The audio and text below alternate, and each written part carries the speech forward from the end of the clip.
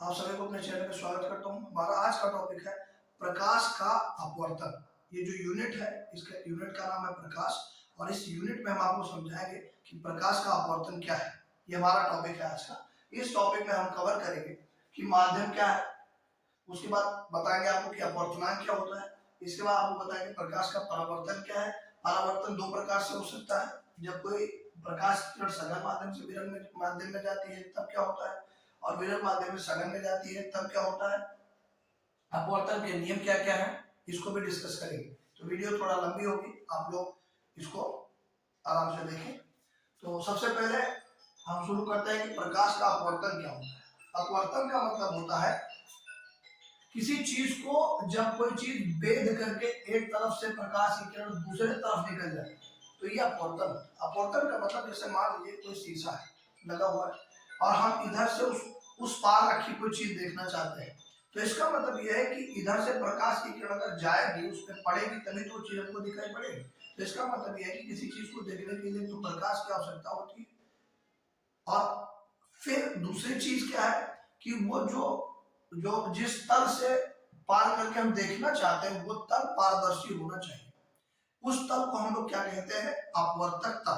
तो ठीक उसी प्रकार अगर हम प्रकाश के अपवर्तन को समझना चाहते हैं तो अपवर्तन का जो कंसेप्ट है वो ये है कि अगर इसके लिए सबसे पहले हमको जो तल चाहिए वो एक पारदर्शी तल होना चाहिए। मतलब जो ये वाला तल बना हुआ है और जो पिछले वीडियो में तल बना हुआ था, इन दोनों में डिफरेंस है।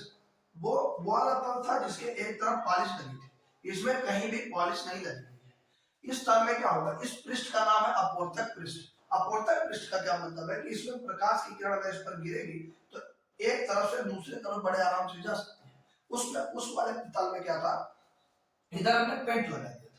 अब पेंट लगाने से क्या होगा कि प्रकाश की किरण एक तरफ से अगर जाना चाहेगी तो दूसरी तरफ पेंट लगा है तो उधर जा नहीं पाएगी, तो वो प्रकाश किरण फिर उसी माध्यम में वापस लौट आती थी। इसीलिए उसमें माध्यम की कोई बात नहीं थी, एक ही माध्यम है उसमें।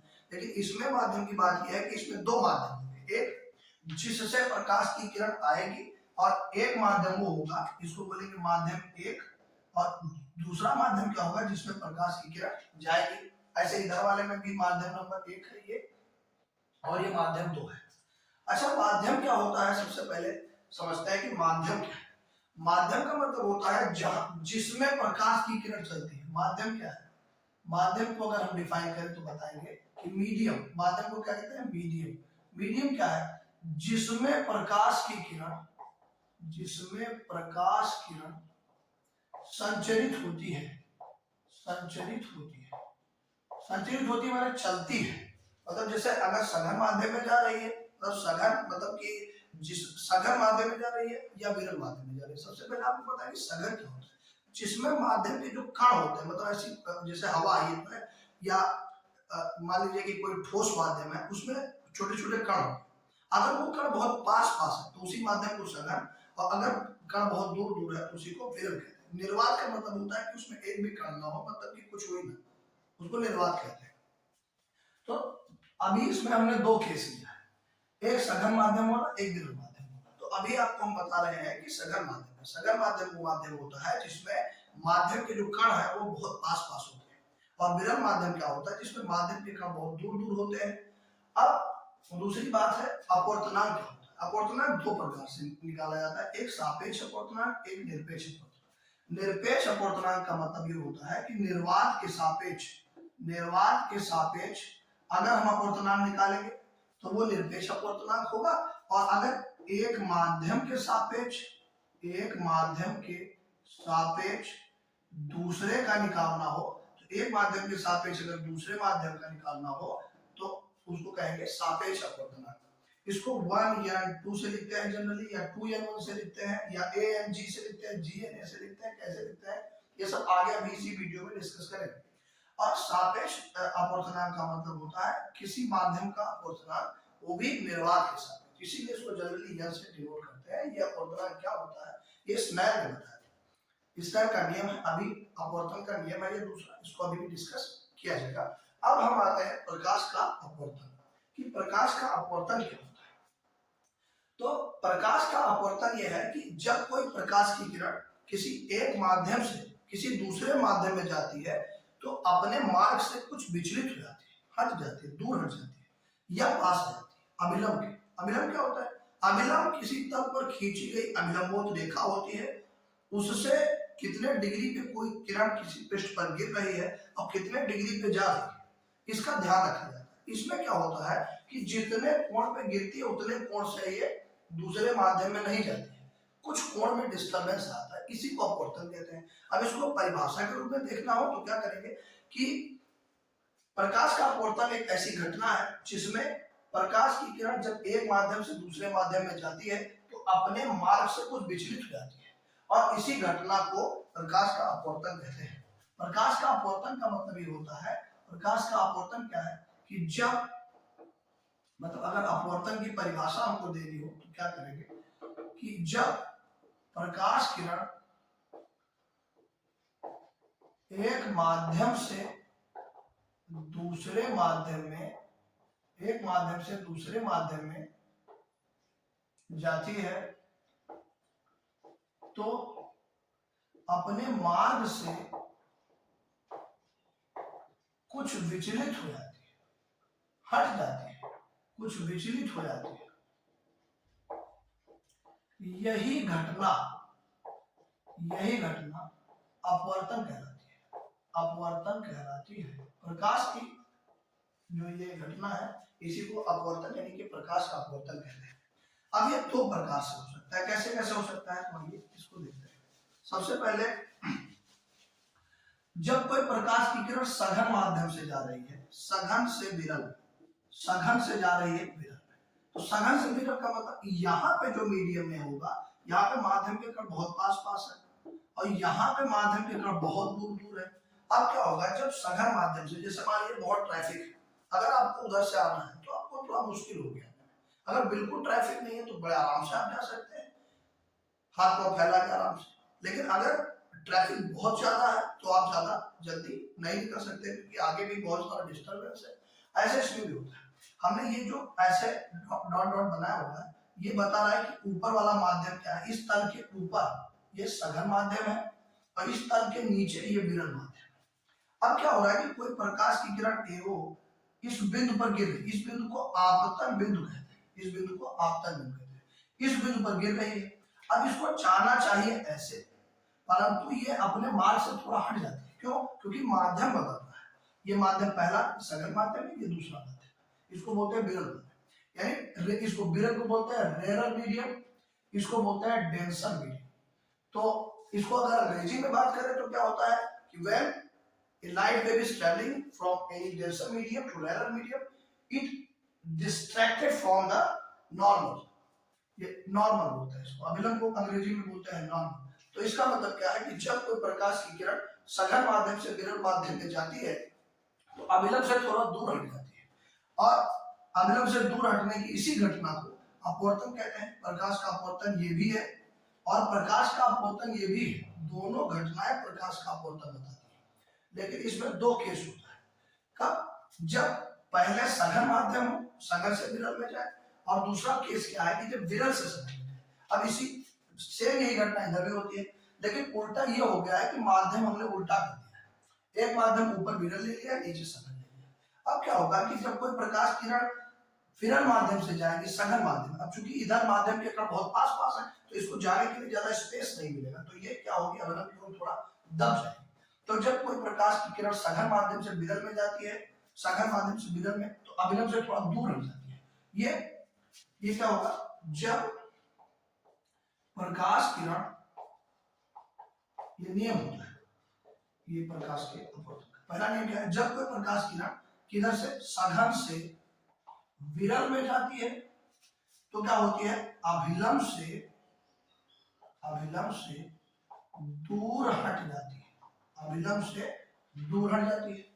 और जब कोई प्रकाश की किरण विरल से सघन में जाती है, जब कोई प्रकाश किरण जब विरल से सघन माध्यम में जाती है, तब विरल से सघन माध्यम में जाती है तब क्या होता है, अब चूंकि इसमें ज्यादा प्रकाश किरण को जाने का स्पेस नहीं है तो क्या होगा, ये अभिलंब के पास आ जाती है, अभिलंब की ओर आ जाती है। तो प्रकाश किरण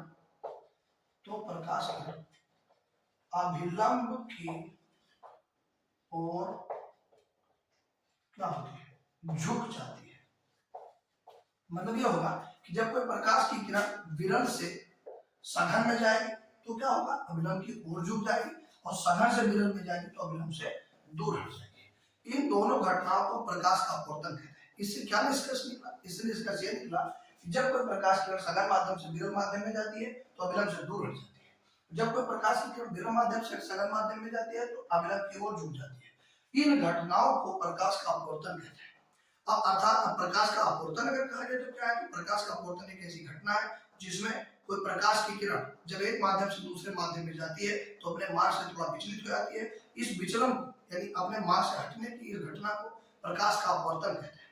और जिसमें प्रकाश की किरण चलती है इसको माध्यम कहते हैं। माध्यम दो प्रकार का होता है, एक सघन माध्यम, एक विरल माध्यम। सघन माध्यम ऐसा माध्यम है जिसमें माध्यम के कण बहुत पास पास होते हैं। विरल माध्यम ऐसा माध्यम है जिसमें माध्यम के कण बहुत दूर दूर होते हैं। ये था प्रकाश के अपवर्तन का बेसिक, मतलब ये कैसे प्रकाश का अपवर्तन होता है। अब हम डिस्कस करेंगे इनका नियम।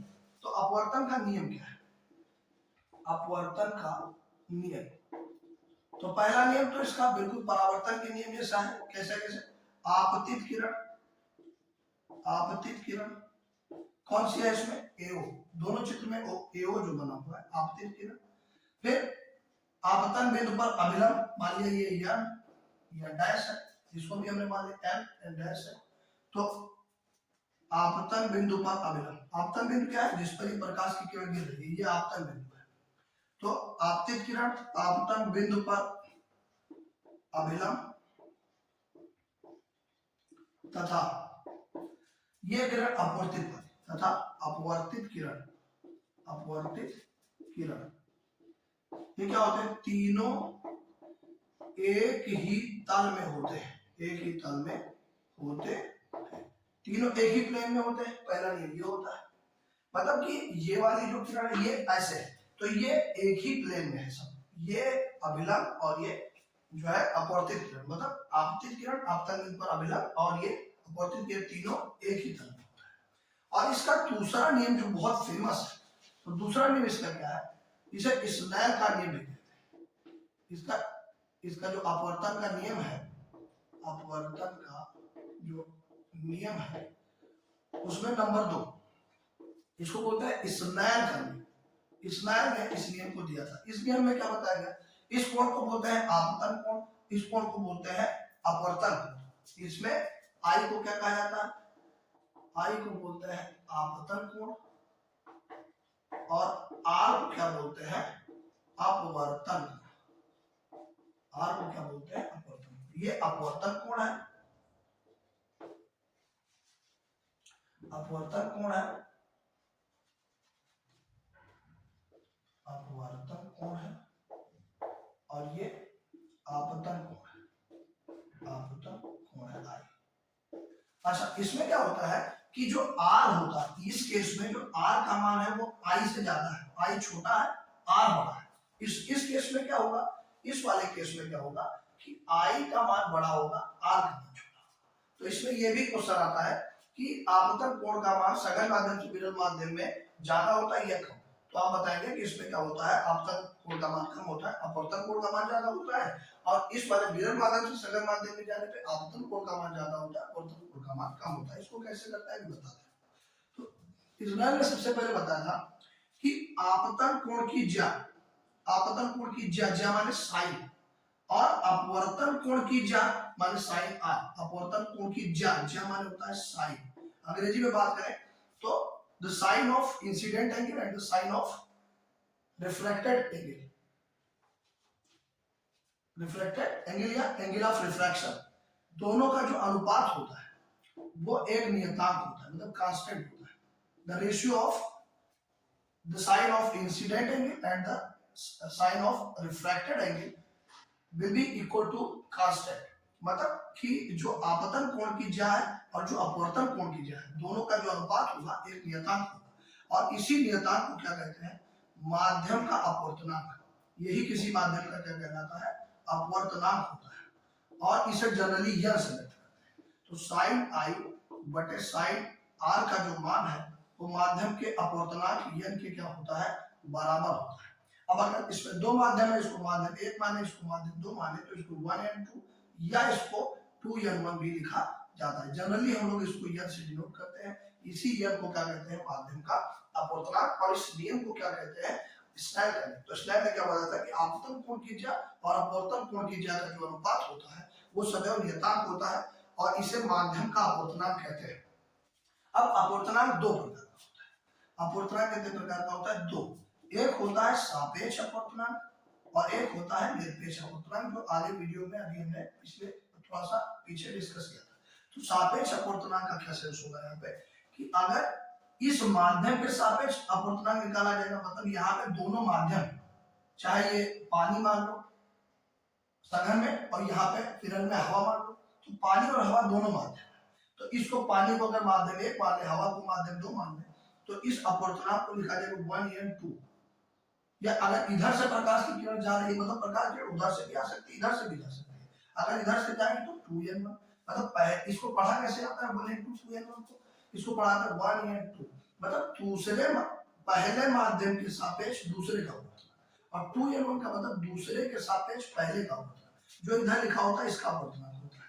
तो इसको ऐसे पढ़ा जाता है। और निरपेक्ष अपवर्तनांक का क्या मतलब होता है, निरपेक्ष अपवर्तनांक का मतलब होता है कि निर्वात के सापेक्ष किसी माध्यम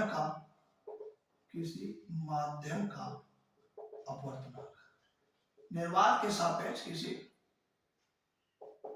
माध्यम का अपवर्तनांक, मतलब कि अगर इसमें से ये हवा ना हो, ये निर्वात, तब काम बन जाएगा। तो ये क्या हो जाएगा, निर्वात के सापेक्ष अगर किसी दूसरे माध्यम का अपवर्तनांक की बात करें तो उसके अपवर्तनांक को बोलते हैं निरपेक्ष अपवर्तनांक। और सापेक्ष अपवर्तनांक पे किसी माध्यम का होना जरूरी है, मतलब दोनों माध्यम होने चाहिए। जैसे एक पानी है तो एक हवा हो, या मान लो कांच है, ये पानी कांच हो सकता है या कांच पानी हो सकता है। लेकिन दूसरी बात यह है कि अगर सापेक्ष की बात करेंगे तो एक पानी होगा एक कांच होगा, मतलब, और निरपेक्ष की बात करेंगे तो निरपेक्ष में एक निर्वात होगा एक पानी होगा। तो ये है इसका उदाहरण, और ये है स्नेल का नियम, और यही अपवर्तन का नियम है। तो ये थे अपवर्तन के नियम। अपवर्तन क्या है, अपवर्तन के सारे सिंबल का मतलब, और अपवर्तन की घटना क्या है, इसका डेरिवेशन अगर लिखना हो तो कैसे लिखते हैं, इस डेरिवेशन को अगर समझना हो तो क्या लिखेंगे कि चित्र में अगर हम बात करें कि इस वाले चित्र ए में, अगर हम चित्र ए में बात करें तो चित्र ए में बात करेंगे तो ये OA है, चित्र ए और बी दोनों में है, दोनों सेम सिंबल यूज किया हमने। ये क्या है, आपतित किरण है, आपतित किरण है। जो OB है इसको अपवर्तित किरण कहते हैं, अपवर्तित किरण कहते हैं।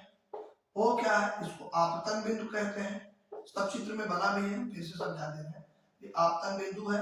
और I क्या है, आपतन कोण है, आपतन कोण है। और R क्या है, अपवर्तन कोण है, अपवर्तन कोण है। तो इन सभी चीजों को इसमें दिखाया गया है। अब पहले चित्र की अगर हम बात करें इस चित्र में, तो हम इस चित्र में क्या देख रहे हैं कि R का मान ज्यादा है, अभिलंब से जो बनाया गया कोण है ये ज्यादा है। तो इस चित्र में R का मान ज्यादा है I से। अब अगर इसको स्नेल के नियम से समझा जाए तो पहले चित्र के लिए अगर हम चित्र A के बारे में बात करें कि I बड़ा होगा कि R बड़ा होगा तो कैसे होगा देखिए, और चित्र B के बारे में इधर बात करेंगे, तो दोनों में देखा जाए तो इस चित्र में हम देख रहे हैं कि R का मान बड़ा है। तो अगर रेशियो की बात करें तो साइन I बटे साइन R में हमें देखेंगे कि अगर R बड़ा है तो साइन R का भी मान बड़ा होगा। तो इसको हम लिखते कैसे हैं, एक माध्यम के सापेक्ष दूसरे के अपवर्तनांक n1 बटे n2। मान लिया इसका अपवर्तनांक है n1, इसका अपवर्तनांक है n2। तो अब अगर हम बात करें तो इसका जो मान होगा वो, चूंकि ये बड़ा है ये बड़ा है ये छोटा है, तो ये बड़ा मान है तो 1 से कम आएगा, तो इसका मान क्या होगा 1 से कम। तो इससे क्या पता चला कि n1 बटे n2 का मान 1 से कम होता है, this implies that n1 less than n2। इस समय जो दूसरे का अपवर्तनांक है वो ज्यादा है, पहले का अपवर्तनांक कम है। अगर हम इस माध्यम को यहाँ पे n1 और इस माध्यम को n2 मान लें तो क्या होगा, चित्र B के हिसाब से देखा जाए तो चित्र B में क्या देख रहे हैं कि R का मान छोटा I का मान बड़ा है, यहाँ पे I का मान R से बड़ा है, तो साइन I का मान भी साइन R से बड़ा होगा। तो साइन I और साइन R का जो अनुपात होगा वो भी 1 से बड़ा होगा, और साइन I और साइन R का जो अनुपात होता है वो n1 बटे n2 के बराबर है, तो वो भी 1 से बड़ा होगा, यानी n1 is greater than n2। यहाँ पे जो n1 का मान होगा ये बड़ा होगा इससे, और ऐसे ही वीडियोस के लिए आगे हमारे चैनल में बने रहें। अगर आपको अच्छा लग रहा है तो आप लाइक शेयर सब्सक्राइब करिए और अपने दोस्तों तक भी शेयर करिए। ये कक्षा 10 कक्षा 12 यूपी और सीबीएसई दोनों बोर्ड के विद्यार्थियों के लिए है। इसको देख सकते हैं और जो कंपटीशन की भी तैयारी करते हैं वो भी इस वीडियो को बहुत डिटेल में देख सकते हैं, क्योंकि इसमें हर चीज बहुत डिटेल में समझाया जाएगा। Thank you so much.